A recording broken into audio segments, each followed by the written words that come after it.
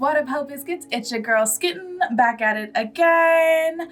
I was watching TikTok, as I do all the time, every day, multiple hours a day. Anyway, I was watching TikTok and this TikTok came across my For You page about these people. I guess they run like an animal rescue or something, and they found ducks, and the ducks were like super neglected, and the ducks had never swam before. Are you guys, like, do you hear me? They were ducks and they had never swam before. Like, they didn't know what to do. They, like, when they first got put in the water, they just like sat there like, bro, what the fuck is going on? And then like instinct kicked in and everything was all good and like they got all cleaned up and stuff. But I was so sad. Like, who is out here abusing ducks? Ducks! Like, I don't. So first and foremost, like, animal abuse makes like zero sense to me whatsoever. Like, it makes even less sense to me than child abuse does, and child abuse absolutely makes no sense to me whatsoever.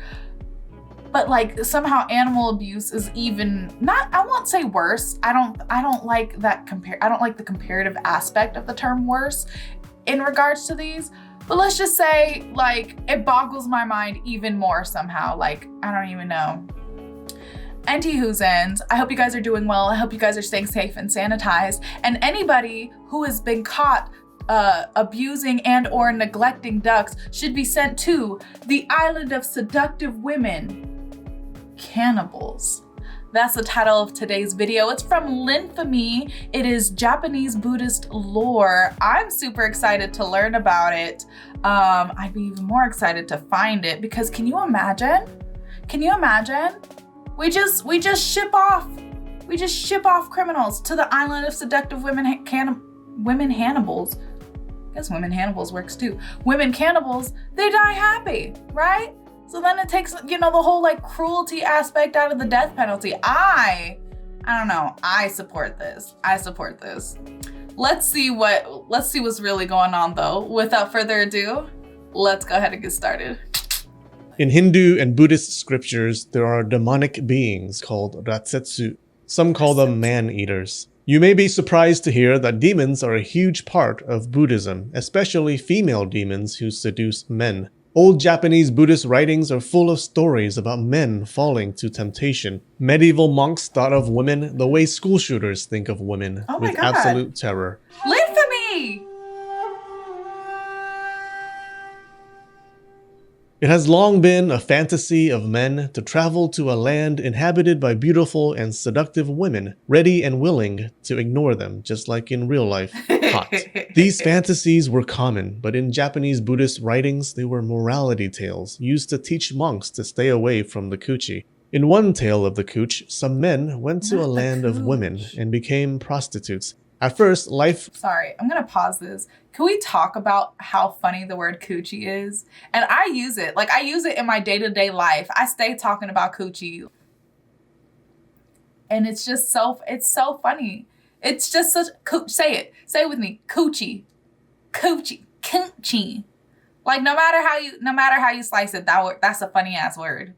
Some men went to a land of women and became prostitutes. At first, life was great. But since they were the only men, they served thousands of women day and night. They all died from exhaustion, death by snoo-snoo. Writers didn't pull any punches. A common saying went, "Women are the emissaries of hell. They cut off forever the seeds of Buddhahood. On the outside, they have the faces of bodhisattvas, but on the inside, they have the hearts of demons."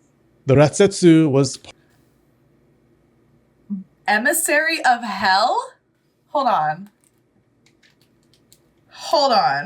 I think I'm gonna change my name on Twitter to Emissary of Hell because that's fucking cool. Makes me sound way cooler than I actually am.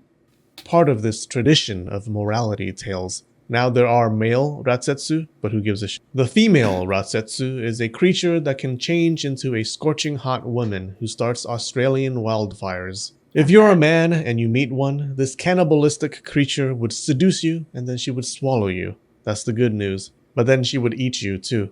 Now it's hard to imagine a society of islanders so sexually perverted and degenerate, but the Japanese do exist. Next to them, though, is a fictional island called Ratsetsukoku, or Land of the Ratsetsu. This is where most female Ratsetsu live. If you ever find yourself on this island, and for some reason you cannot find good entertainment, then it's probably because whatever streaming services you use is region blocked. But don't worry, because you can use NordVPN, the sponsor for this video. Yes. Look, the movies and shows you see on these video streaming services can be different depending on what country you're in. They may not even be available in some places. I know for a fact that they're all blocked on the island of sexy cannibals. Luckily, you can enable NordVPN on your computer or your phone, up to 6 devices, and make them think you're not on Cannibal Island about to die at all. One click and you're in Japan, or the UK, or Australia, or some other island of degenerates. You can watch shows that are only available in certain countries. You can also download torrents anonymously. So go to nordvpn.com/linfamy and use the code Linfamy to sign up for a 2-year plan. They have a big 70-something% discount right now, plus a bonus 1 month free. And there's a 30-day money-back guarantee. So go to nordvpn.com/linfamy and use the code Linfamy. It saves you money and it helps out the channel.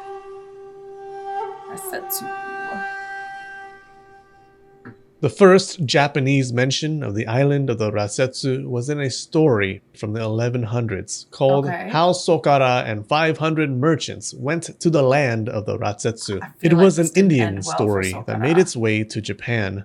One day, a merchant named Sokara and 500 of his merchant buddies set sail looking for treasure. Unfortunately, all they found was a strong wind that made their ship crash onto an unknown island. They were all, oh no, we're going to die. Then they were like, well, hold on a minute. When a group of women came to the beach singing. Their voices were like those of the best opera singers because no one listened to them. They were all busy looking at how beautiful the women were. The ladies beckoned them to follow, and follow they did, right into this cool mansion. Turns out they had foolish. I can tell you've never played a video game in your life.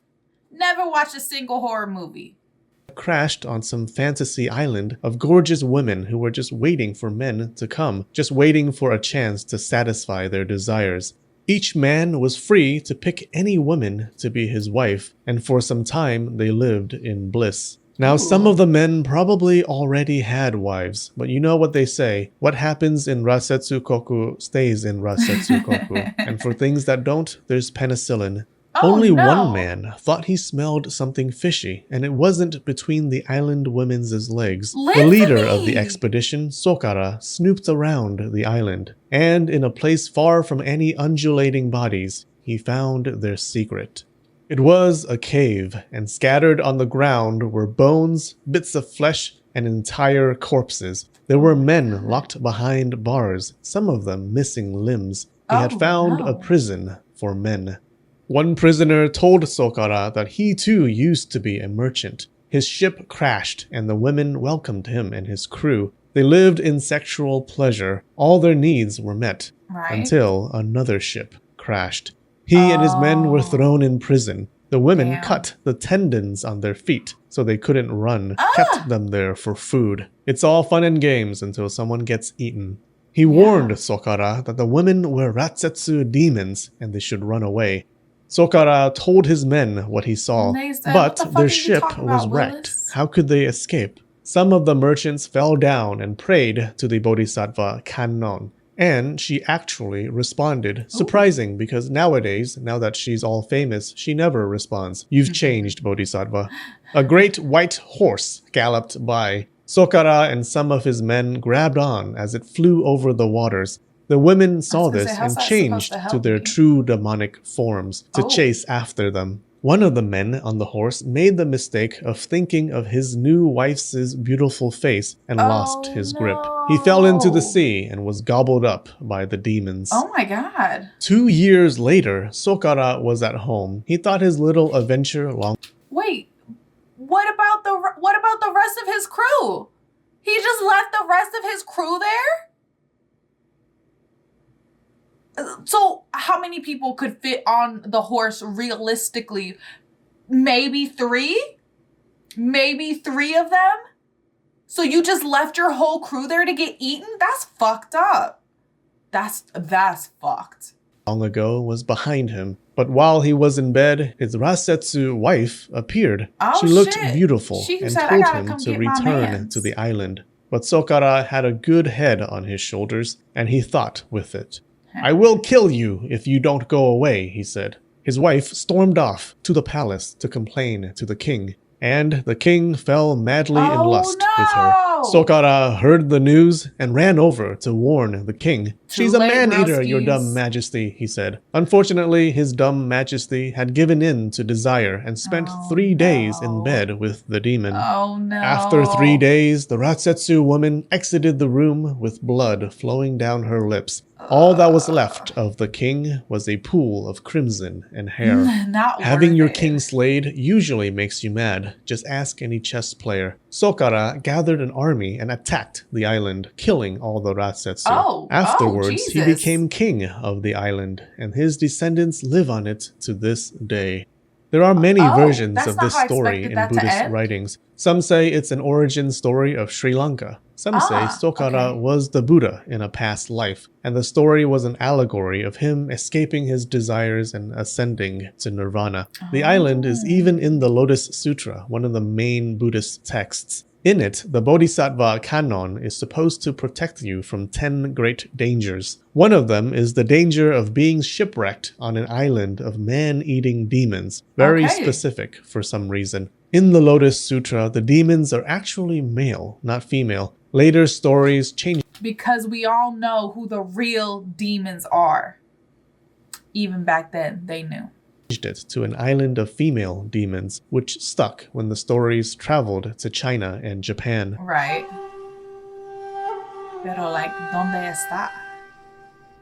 If you asked people in ancient times where Rasetsu Island was, they would have gestured vaguely south, like they were American, and you just asked them where Bolivia was. The island was always somewhere down yonder south. People saw it as a mysterious land at the southern edge of the world. Since the stories began in India, people thought it was Sri Lanka. But when the stories came to Japan, the Japanese thought it was an island to the south of Japan, because Japan was the center of the world, of course. The Japanese even started drawing it in their maps. The earliest example is this map from 1305. South is up on this map, if you're confused. It's labeled Land of Rasetsu, and has the text, Women here, those who enter never return. But this map also has the Ryukyu Islands, and says its inhabitants have the bodies of humans and the heads of birds. So we probably shouldn't be using it for navigation. Fun fact, the word Rasetsu is written like this. It can also be written like this, which means castration, leading to fun double entendres. My ex was such a Rasetsu. Oh, I'm sorry to hear about your dick. The island started appearing in more and more maps. It was never drawn fully, only one side was visible, because people thought it was a place of the unknown yet to be explored. In some maps in the 1400s drawn by Koreans, but using information from the Japanese, the island was sometimes right next to Japan or much further away. You can also see another island on this map called the Land of Women, which is a different place where women become pregnant by spreading their legs to the wind. But you probably don't want to hear about that. For much of the Edo period, Rasetsu Island became standard in all maps of Japan. This island from the old stories became a real island in Japanese minds. That's pretty cool.